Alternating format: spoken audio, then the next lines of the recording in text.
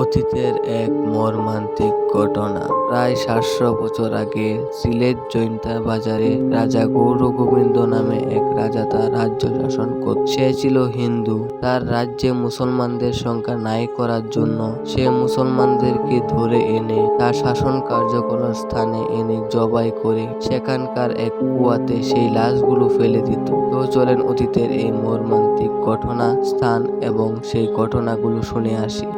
আসসালামু আলাইকুম, welcome to my channel TS bed brothers. তো বন্ধুরা, আজকে আপনাদের মাঝে সুন্দর একটা ব্লগ দেওয়ার জন্য আমি চলে এসে পড়েছি সিলেট জৈন্তাতে।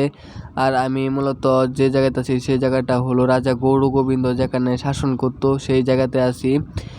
আর আপনাদের মাঝে অনেক গুরুত্বপূর্ণ জিনিস তুলে ধরবো। তার মধ্যে একটি হলো রাজা গৌরগোবিন্দ মুসলমানদেরকে ধরে হত্যা করত এবং হত্যা করার পর লাশগুলো একটি কুয়াতে ফেলে দিত। তো সেই কুয়াটি আপনাদের মাঝে আমি আজকে তুলে ধরবো এবং কোন জায়গায় বসে তিনি আদেশ দিতেন এবং কোন ঘরে আদেশ দিতেন সেই ঘরটিও আপনাদেরকে দেখাবো। তো কথা না বাড়িয়ে চলেন ব্লগটা শুরু করা যাক। আর আপনারা যে বড় বড় পাথরগুলো দেখতে পাচ্ছেন, এই পাথরে অনেক লোক এসে এখানে বসে থাকতো, বসে আড্ডা দিত। আর এটা হলো মূল গেট। এখানে গেট আসিল, এখানে গেট হয়তো ভেঙে গেছে। এখানে দেখতে পাচ্ছেন অনেক দৃশ্য আঁকান, এগুলো রাজা গৌরগোবিন্দ এঁকেছিলেন। আর এগুলো যে এটা হলো মূল গেট, মূল গেটের ভিতরে ওই যে একটা ঘর দেখা যাচ্ছে, এটাই হয়তো মূল ঘরটা যেখানে বসে রাজা আদেশ দিতেন এবং শাসন করতেন যেখানে বসে। তো চলেন আমরা ভিতরে যাই, ভিতরে গিয়ে দেখি ভিতরে কি আছে না আছে। ভিতরে হয়তো কুয়াটাও আছে, এটা পুরাটা বাউন্ডারি দেওয়া আর কি। এখানে এই গেটটা মনে হয় পরে দিয়েছে। আর আমরা ভিতরে এসে দেখতে পারি এই যে বাহিরের যে মূল গেটটা ছিল, এই যে দেখতে এটা এরকম আর কি, অনেকটা ভেঙে গেছে উপর দিয়ে, মাঝখান দিয়ে পরবর্তীতে ওয়াল করে দিয়েছে আর কি, বাউন্ডারি করে দিয়েছে। এগুলো সব আগেরই বাউন্ডারি দেওয়া আর কি, শুধু রং করে দিয়েছে আর কি, যাতে নষ্ট না হয় আর কার্যকলাপটি যাতে নষ্ট না হয়। আর ওই যে আপনারা ঘরটি দেখতে পাচ্ছেন, এখানে হয়তো রাজা বসে আদেশ দিত। আর এটা হলো পুরো একটা মাঠের মতো আর কি, এখানে বসে রাজা শাসন কার্য করতো আর কি, এখানে বিচার করতো রাজা, রাজ্যের সব বিচার এখানে হতো আর কি। ওই যে এখানে অনেক মানুষ এসেছে দেখার জন্য। আর আপনারা ঘরের সামনে একটা মঞ্চ দেখতে পাচ্ছেন, ওই যে পাথর দিয়ে এগুলা বানানো আর কি, এখানে আসামিদেরকে ধরে আনতো আর রাজা ঘর থেকে বসে আদেশ দিত আর কি, যে এই আসামিকে কি করা যায়। এই যে এখান দিয়ে এনে এখানে দাঁড় করাতো আর কি, হয়তো এখানে ফাঁসি দিত বা জবাই করতো, যাই করতো যেটাই করতো এখানে করতো আর কি আদেশ। এখানে আইনা আসামিদের দাঁড় করাতো আর কি। ওই যে একটা মঞ্চের মতো, চারদিক দিয়ে মাঠ, চারদিক দিয়ে জনগণ বসতো আর কি রাজ্যের। আর এখানে আসামিদেরকে দাঁড় করাতো আর রাজা হয়তো ঘরে বসে শাসন করতো আর কি। ওই যে বাউন্ডারি দেখা যাচ্ছে এখানে, এই দিয়ে চারদিক দিয়ে বাউন্ডারি আর কি, এদিক দিয়ে গেট আর কি, বাউন্ডারিও ধসে ধসে পড়ে যাচ্ছে। আমরা বাউন্ডারি উপরের দিকে যাই। ওই যে বাউন্ডারি রেখে দেখেন কত মোটা করে আগেকার দিনে মানুষরা বাউন্ডারি দিত, এখন মানুষ মাত্র 2টা বা 3টা ইট দিয়ে বাউন্ডারি দেয়। আর এখানে দেখেন আগেকার প্রায় ৭০০ বছর আগে মানুষরা কত মোটা করে বাউন্ডারি দিত। এই দেখেন এগুলো বাউন্ডারি কিন্তু ইট দিয়ে নয়, পাথর দিয়ে বানানো এগুলো বাউন্ডারি। ওই যে দেখতে পাচ্ছেন কত মোটা বাউন্ডারি, কত বড় করে দিয়েছে বাউন্ডারি। আর ওই দিক দিয়ে হলো এই ঘরটা, এই যে ঘর, এখানে বসে রাজা আদেশ দিত। আর এখানে হলো মঞ্চ, এখানে আসামিদেরকে দাঁড় করাতো। আর ওই দিক দিয়ে মূল গেট। আর আমরা আস্তে আস্তে ঘরের দিকে আগাচ্ছি, দেখি ঘরের ভিতরে আমরা কি দেখতে পাই।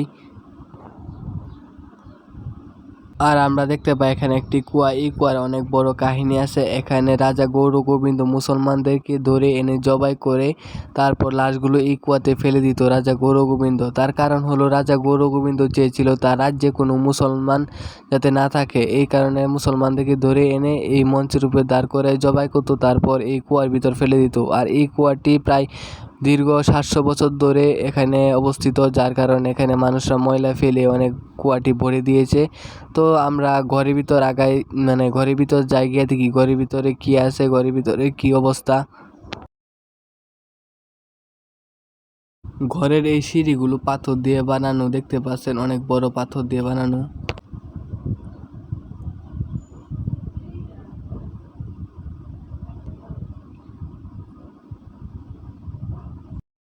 তো আমরা ঘরের ভিতরে এসে দেখতে পারি এখানে একটা বেঞ্চ বানানো, পাথরের বেঞ্চ, পাথর দিয়ে বানিয়েছে বেঞ্চটা। আর ঘরের ভিতরে আর কিছু নাই, উফে দিয়ে চালগুলো ভেঙে গেছে। সাইডটা অনেকগুলো জানালা দেখতে পাচ্ছেন, এখানে এখানে অনেকটি জানালা, ওই পাশে অনেকটি জানালা। আর পাল্লা আছে সাইড দিয়ে, টিনের পাল্লা। আর এখানে একটা বেঞ্চ রাখানো, টিনগুলো সব ভেঙে যাচ্ছে, ভেঙে গেছে প্রায় আর কি, দরজাটাও ভেঙে ভেঙে গেছে। এই ঘরে প্রায় 10টিরও বেশি জানালা আছে দেখতে পাচ্ছেন আপনারা। আর এখানে একটি বেঞ্চ দেখতে পাচ্ছেন, এই বেঞ্চে রাজা বসে আদেশ দিতেন। তো যাই হোক, আমরা ঘরের ভিতর আর কিছু দেখতে পাই নাই, ঘরের বাহিরে দেখি কি দেখতে পাই। আর ঘরের টিনের যে দশা, মানে আর কয়েক বছর গেলেই মানে এই সবগুলো ধ্বংস হয়ে যাবে।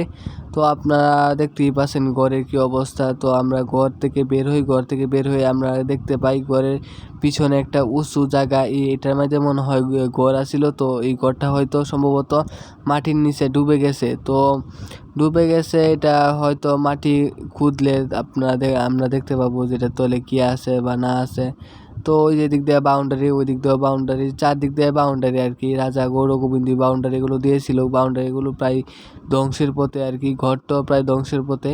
তো আমরা আস্তে দেখতে পারি এখানে ওই যে একটা কোণার মধ্যে গুহা আছে। তো আমরা গুহার ভিতরে যাই, গিয়ে দেখি গুহার ভিতর কি আছে। এই গুহাটা প্রায় অনেক বছর আগে গুহাটা বন্ধ করে দিয়েছে ইট দিয়ে।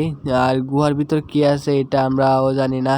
তো এটা ইতিহাস ঘাঁটলে আপনারা দেখতে পারবেন যে এই গুহার ভিতর কি আছে, জানতে পারবেন। তো আমিও সঠিক জানি না যে গুহার ভিতরে কেন আটকে দিয়েছে, আবার গুহার ভিতরে কি আছিল।